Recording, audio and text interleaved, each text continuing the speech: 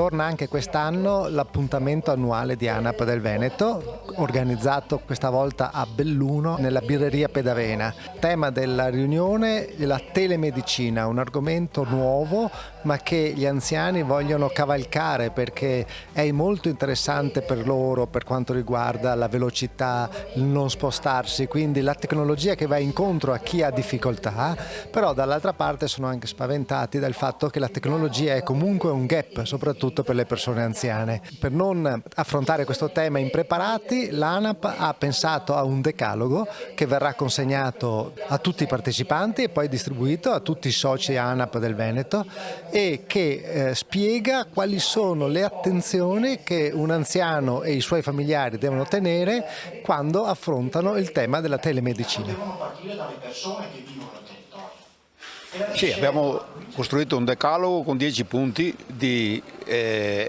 dove esponiamo le nostre perplessità, le nostre preoccupazioni. Però credo che facendo formazione e rassicurando che non è una cosa dell'altro mondo, è una cosa che in questi tempi bisogna adattarsi. E noi se vogliamo essere invecchiamento attivo dobbiamo adattarsi alle nuove esigenze e quindi ben venga questa.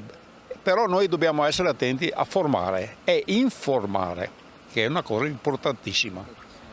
La Regione Veneto ci sta già lavorando, avrà soldi dal PNRR per fare anche degli altri investimenti. Voi chiedete che una parte di questi soldi vadano anche alla formazione degli anziani. È una domanda ad hoc perché ho partecipato alla quinta commissione proprio questa settimana dove che anche l'assessore condivide la necessità di impegnare dei soldi proprio sulla formazione, quindi ben venga anche questa opportunità. E non a caso l'ANAP porta sempre anche degli esempi e quindi avete chiamato un medico oggi che porterà un esempio pratico. È la nostra cultura quella di fare formazione e informazione, quindi non possiamo farla noi, non siamo medici, perché quindi anche il medico illustrerà delle fattibilità che non è una cosa dell'altro mondo, però è una cosa corrente. Vogliamo progredire, questo è il progresso, che tranquillizza anche noi, perché siamo più protetti in qualsiasi momento del giorno, quindi ben venga. A livello nazionale il progetto telemedicina col PNRR come viene seguito da ANAP? Ecco, diciamo che è in cantiere, ma ancora una volta devo ammettere senza dubbi che il Veneto è ancora il primo della classe, cioè noi a livello nazionale stiamo inventando, stiamo progettando tante cose che però con la burocrazia, con tutto l'insieme, problemi su problemi e personale anche molto scarso perché avremo bisogno di personale, ma personale che conosca il sistema confartigianato ed è sempre più difficile trovarlo. Questo è un tema che riguarda proprio il nostro mondo in modo particolare. Il problema è che i nostri tempi non corrispondono ai tempi delle regioni, tant'è che oggi siamo qua in Veneto dove, come dicevo prima, avete anticipato questo che è un problema molto serio. C'è anche la presenza femminile della Toscana, sempre dell'ANAP, perché anche loro prossimamente, so che a novembre, sarò invitato a novembre, e fanno un tema, affrontano questo tema perché è il tema che dovrà essere il domani. Ecco, visto che ci sono sempre meno medici, i medici che ci sono, insomma, parliamone, ad un certo momento credo che proprio ci si possa anche visitare telefonicamente proprio perché ormai siamo arrivati a questo punto. La medicina è avanti, voi oggi affrontate un argomento che è di prim'ordine e faccio i complimenti a tutta la Presidenza e tutto il Veneto intero, proprio perché ancora una volta vi distinguete per le capacità, ma soprattutto dalle parole ai fatti. Quello che invidio, io che sono un emiliano, quindi che dico sempre che siamo anche più bravi, ma in questo caso arriviamo molto indietro, ma devo dire assolutamente che riconosco, e lo dico in tutte le occasioni che mi capita, che invidio i veneti nel mondo intero, ma in modo particolare l'ANAP del Veneto, in quanto oggi parla e domani fa. La Regione Veneto ci stava pensando già dal 2014, quindi in epoca prepandemica. Con la pandemia abbiamo avuto una un volano, la pandemia è stato un volano per quanto riguarda il discorso della telemedicina e dal 2020 ad oggi sostanzialmente sono state fatte diverse interventi da parte della Regione, ci sono dei progetti che sono stati portati avanti a livello territoriale e che si stanno sviluppando. La Regione sta attualmente lavorando con la telemedicina legata anche al PNRR che dà un impulso maggiore, dando anche delle sovvenzioni per mettere in rete quella che è l'attività sia territoriale che ospedaliera. Quindi con la telemedicina si vuole aumentare il rapporto tra il territorio e l'ospedale, quindi ridurre i divari e avvicinarsi di più alla popolazione, anche quella popolazione che difficilmente riesce ad andare all'ambulatorio perché ha problemi fisici, piuttosto che il fatto di dover essere accompagnato dal figlio o dal nipote e che in quel momento devono lavorare, per cui ridurre quelle barriere che sono quotidiane nella vita di tutti i giorni. Ci sono dei progetti, c'è un progetto legato alla teleriabilitazione che è seguito dall'azienda ospedaliera di Padova, che è rivolto soprattutto ai pazienti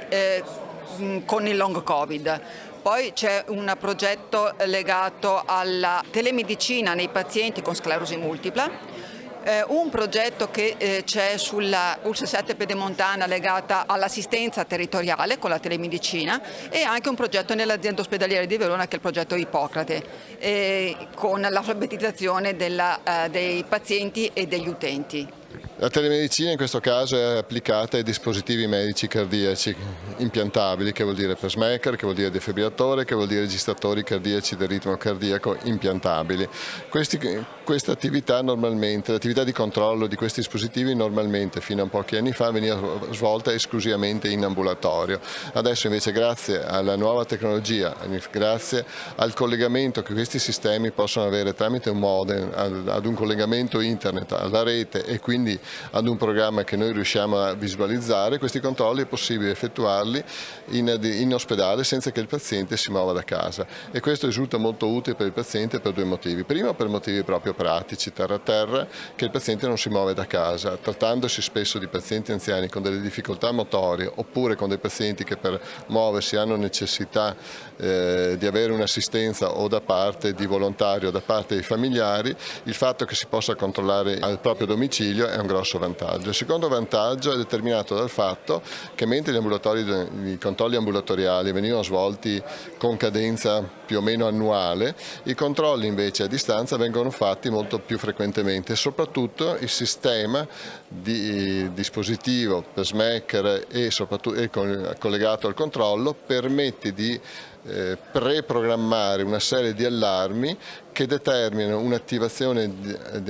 da parte nostra di una risposta, cioè questo ci consente di capire in tempi rapidi e soprattutto prima che spesso abbia dei sintomi clinici di capire che cosa sta succedendo al paziente, intervenendo quindi anche prima e quindi arrivando ad un risultato finale di diminuire il numero di ricoveri, quindi consentendo al paziente di mantenere la propria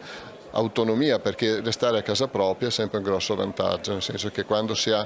un contorno preciso adeguato anche la propria autonomia migliora. Anche perché il territorio bellunese è particolarmente sensibile a questo tema di spostare meno la gente. Sicuramente sì, a parte la morfologia del territorio c'è anche un grave problema di spopolamento, per cui persone molto anziane che hanno necessità di un servizio che sicuramente non può essere affidato al pubblico, un servizio di trasporto e di supporto agli spostamenti,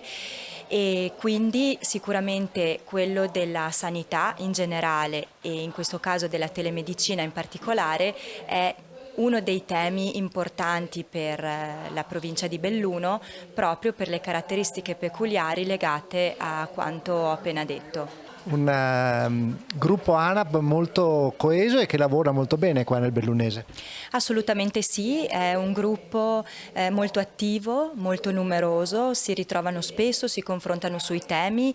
e anche in particolare sul tema della tecnologia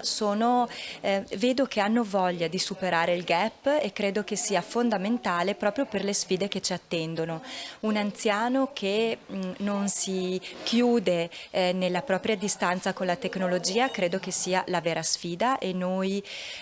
giovani, noi figli, nipoti dobbiamo sicuramente aiutare i nostri anziani in questo, ad accorciare le distanze con la tecnologia in maniera che loro sentano abbiano proprio una facilità maggiore al rapporto, alla tecnologia in sé, perché questo sicuramente li potrà facilitare in futuro. Saper utilizzare uno smartphone è tutto oggi, perché ti può mettere in contatto con il servizio di trasporto pubblico che probabilmente nei nostri paesi sarà a chiamata in futuro, io me lo aspetto,